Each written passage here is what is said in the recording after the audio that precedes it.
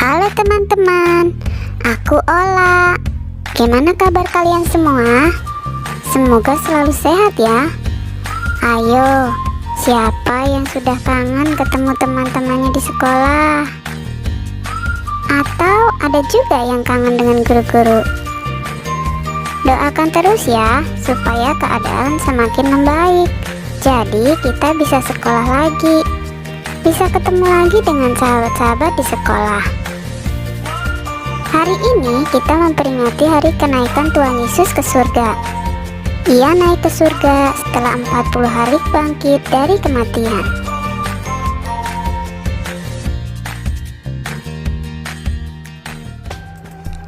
Ini Yesus.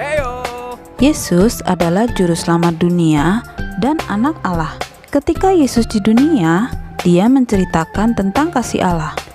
Dia menyembuhkan orang sakit, membuat banyak mujizat seperti meredakan badai. Dan bahkan Ia membangkitkan orang mati. Tapi tidak semua orang suka pada apa yang dilakukan Yesus. Mereka menyalibkan Dia sampai mati dan menguburkannya dalam gua batu. Selama 3 hari, Yesus di dalam kubur itu seperti tanpa harapan. Tetapi pada hari Minggu pagi, perempuan-perempuan yang hendak melihat ke kubur Yesus menemukan kubur itu kosong. Dan tidak lama setelah itu, ternyata Dia bangkit, Dia hidup. Dan selanjutnya, Yesus menampakkan diri kepada murid-muridnya dan orang-orang lain juga, dan menunjukkan pada mereka bahwa Dia hidup. Ia berkata bahwa semua yang Ia lakukan adalah cara supaya manusia dapat diampuni. Dan Ia menyuruh murid-muridnya untuk memberitakan apa yang telah Tuhan lakukan. Dia berkata bahwa Ia akan mengirimkan Roh Kudus untuk menjadi penolong bagi mereka. 40 hari setelah Yesus bangkit, Ia telah menampakkan diri kepada para murid dan orang-orang lain juga. Ia mengajak murid-muridnya ke Betani. Yesus memberkati murid-muridnya dan menyuruh mereka untuk pergi memberitakan tentang Dia dan kabar baik tentang pengampunan ke seluruh dunia, dan menjadikan semua orang itu sebagai murid-muridnya. Yesus selalu bersama mereka meskipun Ia telah naik ke surga. Lalu Yesus pun naik ke surga. Nah, masih ingat nggak pesan Yesus kepada murid-muridnya sebelum Ia naik ke surga? Pesan itu dapat kita baca di Alkitab. Matius 28 ayat 19 sampai 20.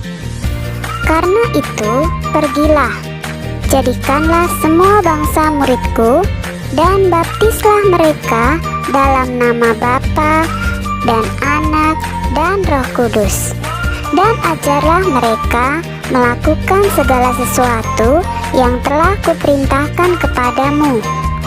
Dan ketahuilah, aku menyertai kamu senantiasa sampai kepada akhir zaman. Pesan itu tidak hanya ditujukan buat para rasul loh, tapi kepada semua murid Yesus, termasuk kita.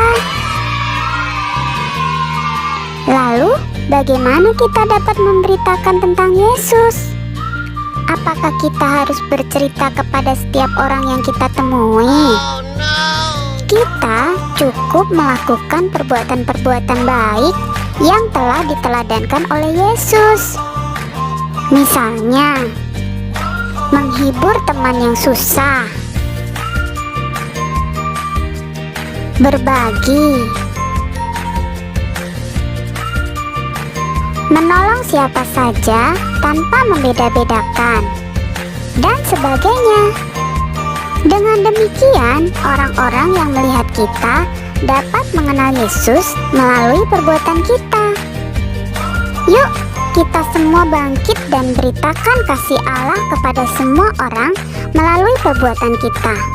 seperti lagu yang akan dinyanyikan oleh teman-teman dari singing group. Tapi sebelumnya kita berdoa dulu ya. Mari kita bersama-sama berdoa. Di hari peringatan kenaikan-Mu ya Tuhan, kami bersyukur untuk bukti kasih-Mu kepada kami semua.